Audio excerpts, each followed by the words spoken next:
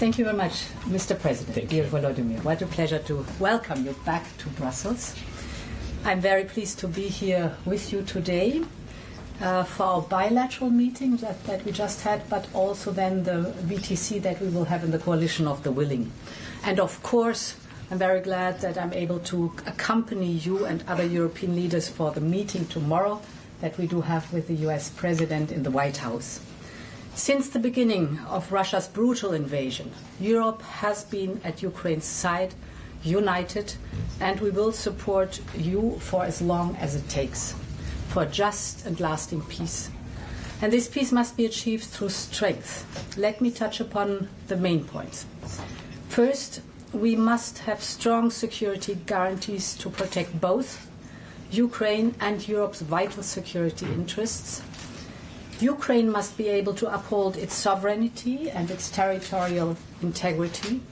There can be no limitations on Ukrainian armed forces, be it cooperation with or other third countries or assistance from other third countries, no limitations for the Ukrainian armed forces. As I've often said, Ukraine must become a steel porcupine, undigestible for potential invaders. We welcome President Trump's willingness to contribute to Article 5-like security guarantees for Ukraine. And the Coalition of the Willing, including the European Union, is ready to do its share. We know that the work of defending Europe is first and foremost our responsibility. And we've been working hard to speed up and scale up as we increase Europe's defense capability. Through the SAFE instrument, we are ensuring that the defense needs of member states and Ukraine can be matched, and that Ukraine's industrial defense base is strengthened. I am thinking in particular of drones here. This is in our mutual interest, and I intend to travel to the frontline member states in the coming weeks. At the same time, we continue to support Ukraine's path to its membership in the European Union. This in itself is also a security guarantee.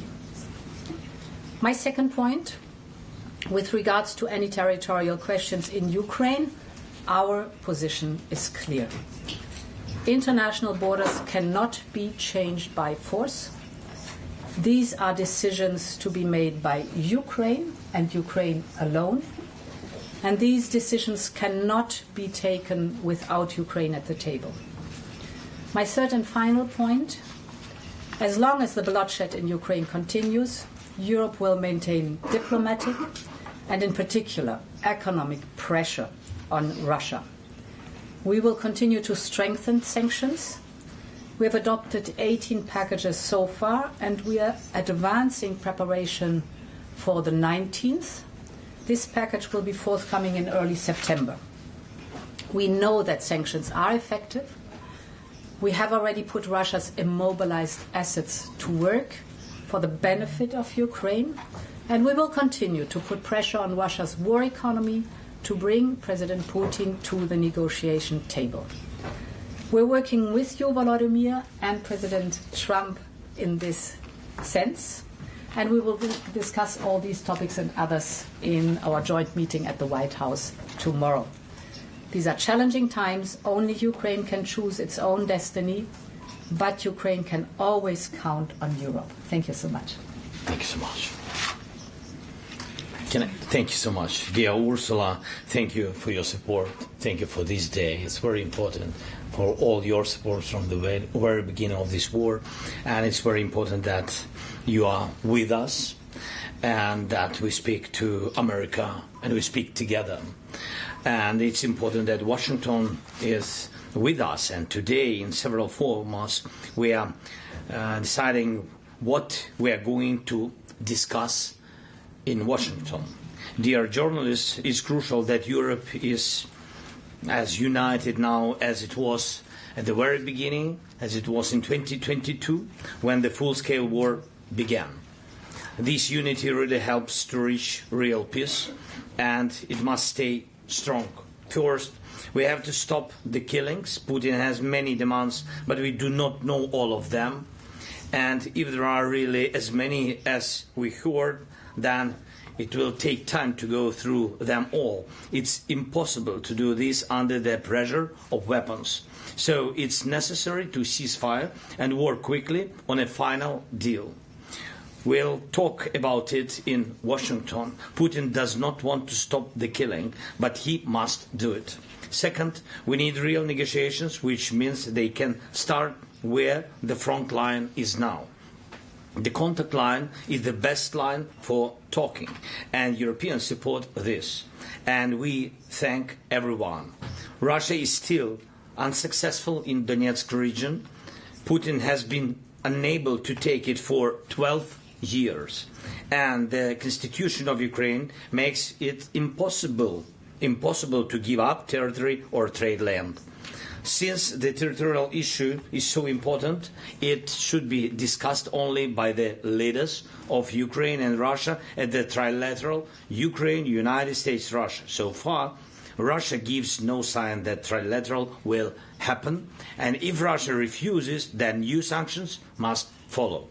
This third, it's important that America agrees to work with Europe to provide security guarantees for Ukraine, and we are very thankful to the United States and to the President for such signal, and therefore for everyone in Europe. This is a significant change, but there are no details how it will work and what America's role will be, what Europe's role will be, what the EU can do.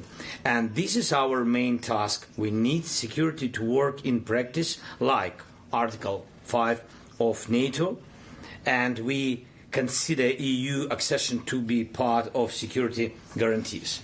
And we have heard from President Trump that America and Putin see it the same way. So we talked about the EU accession negotiations. There can be no division between Ukraine and Moldova. That would simply be a very bad move to my mind, and if such a division takes place, it will automatically mean that Europe is divided on Ukraine, that Europe does not have a common and strong position on guarantees. Many in Europe see that vision will only make things worse. And we talked about defense, and thank you very much, dear Ursula. We agreed to work more actively on programs such as SAFE, and I count on the support with drones. First of all, this is priority. Next, thank you for the 18th package of sanctions. It's important. We need to prepare the 19th package so that Russia sees that we are serious. We understand Russia's strategic direction. It's anti-European, and so we must continue to limit Russia's potential. Finally, we talked about the support of Ukrainian children in schools, and we have a school meal program, and it's an important program that ensures that children from every family in wartime at least receive security and receive a normal hot meal. The school year is coming soon, and I asked Ursula to help us improve this program. It's our children, it's our future, everything for them. Thank you. Thank you. Thank you very much to both presidents. We can now take a couple of questions. Okay. Katarina, the first question. Thank you. Katarina Redan for the German press agency. You have microphones in front of you. If you can take one, that would be fantastic. Thanks a lot. Okay. Okay, better? So Katarina Redan for the German press agency. A question to both presidents. Do you agree with President Trump that there's no need for a ceasefire and that peace negotiations should begin immediately? Yeah, you want? So, I think not the term is so important. Important is, and it matters, what's the effect. And the effect must be stop the killing. That's the most important part. Whether we call it a ceasefire or it's a peace deal, stop the killing. Point number one. Therefore, it is so important to have as soon as possible a trilateral meeting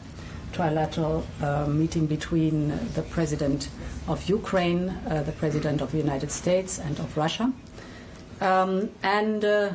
I think very important is that there are clear timelines to be kept. So it's not the term itself, it's the content that matters. Thanks so much. I totally agree with Ursula. And you know that from the very beginning, I think it was March when the President of the United States, he proposed ceasefire, like a first element, stopping killing. And we agreed it and we supported him. And I think it was very strong idea pushing Russia to real negotiations.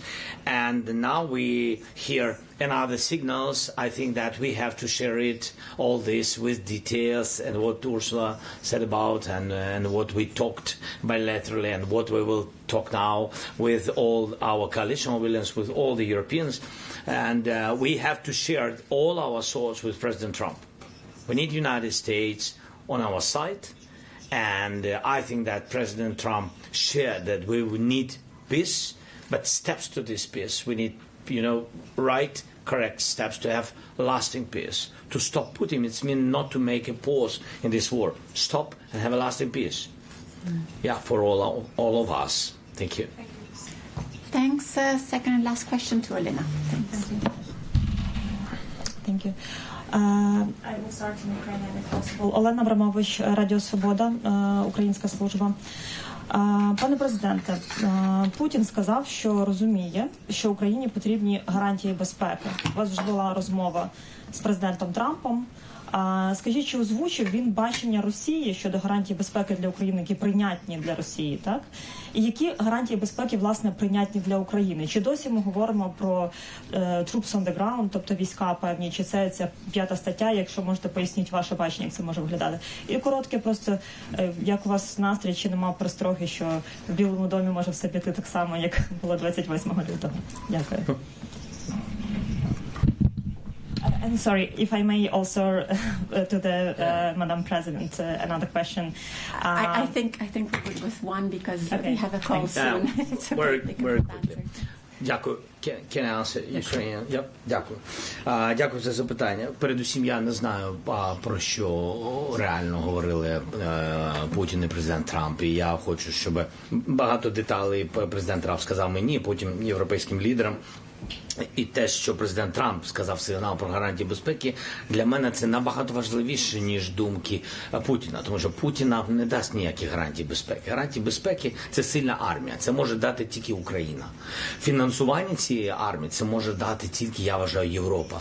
Зброю для цієї армії – це може дати наше внутрішнє виробництво, європейське виробництво, але є дефіцитні речі, які є тільки у Сполучених Штатів Америки. Оце, я вважаю, гарантії безпеки. Чи підключають, чи є troops on the ground, чи є така захист, як у деяких інших держав в небі, ви знаєте про що я, чи є у нас можливість мати сучасний total number of air defense. Це тільки поки що запитання. На них ми дуже хочемо отримати відповідь, щоб розуміти, що таке гарантії безпеки. Те, про що ви говорите, мені здається, це сигнали руської сторони, що вони не будуть нас далі окуповувати. Але, якщо чесно, це поки що це просто слова. І на рівні тристоронньої зустрічі готові говорити. Що стосується Білого дому, я налаштований дуже продуктивно. І в гарному сенсі. В усіх сенсах цього слова. Mr. President, do you have Apologies. Sorry. If we go. you Thank allow you so me, much. the presidents have a Bye-bye. meeting now. Thank you. Thank you. If you like this video, then like, share and subscribe to Mirror Now.